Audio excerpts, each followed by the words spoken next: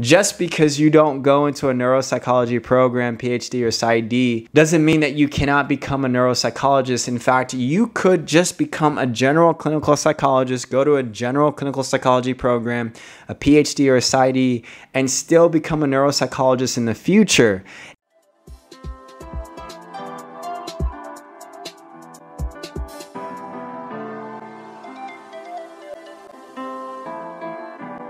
What is up, fam? Welcome back to the channel. My name is Phil Sarpon. This is Phil's Guide to PsyD. This channel is dedicated to all things psychology, wellness, and graduate school. Today, we're going to be talking about the specific paths to becoming a neuropsychologist. I wanted to make a video clarifying some of the things that I've said in prior videos that I've made about neuropsychology, particularly specifically focusing on actually how to get into becoming a neuropsychologist.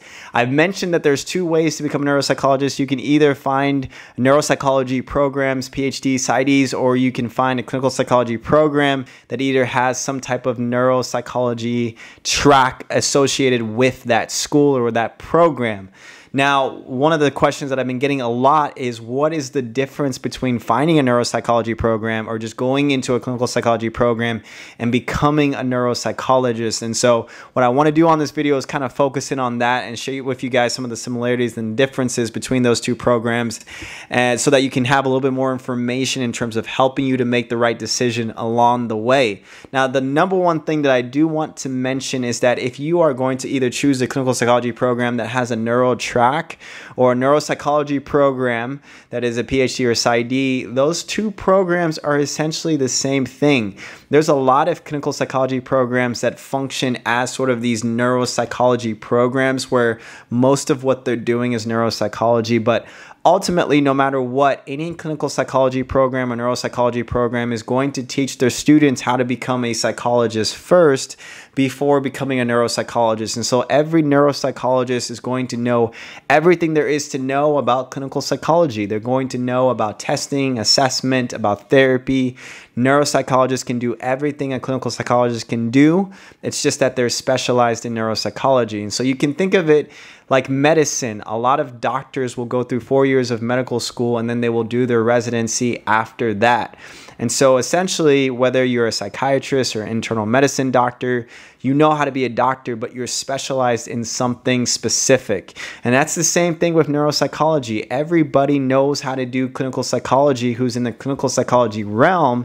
It's just that neuropsychologists have a little bit more specialty and focus, specifically looking at neuropsychology. And so when you're looking at neuropsychology schools with a PhD or PsyD, or you're looking at clinical psychology schools with a neuro track, you can ask those schools specific questions about their track, whether they just focus on neuropsychology or they focus on other things as well. And I think what you'll find is that most programs in general will focus on clinical psychology, but will have a lot of opportunities for students to get a clinical experience, whether in neuropsychology practicum sites, whether it's neuropsychology research, or whether it's neuropsychology courses like neuroanatomy or neurophysiology or neuropsychology, whatever it is, neuroassessment, right? And so when you're looking at those schools, look for their specific tracks that they have.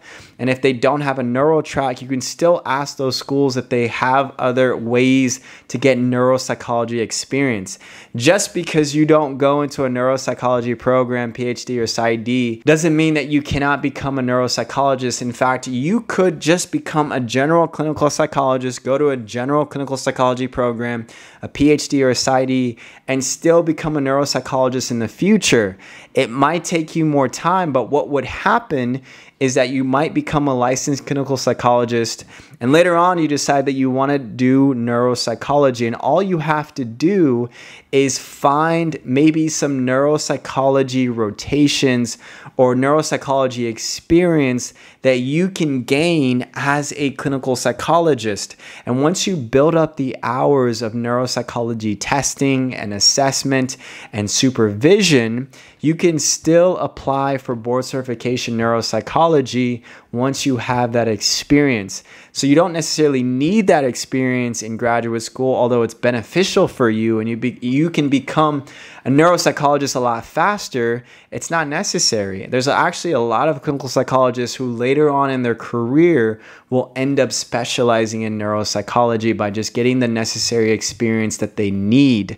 And so that is something to be aware of, at least in the United States, that there's a number of different ways to become a neuropsychologist, whether going into a neuropsychology program, whether going into a clinical psychology program, or whether going into a clinical psychology program that has a specific neuro track.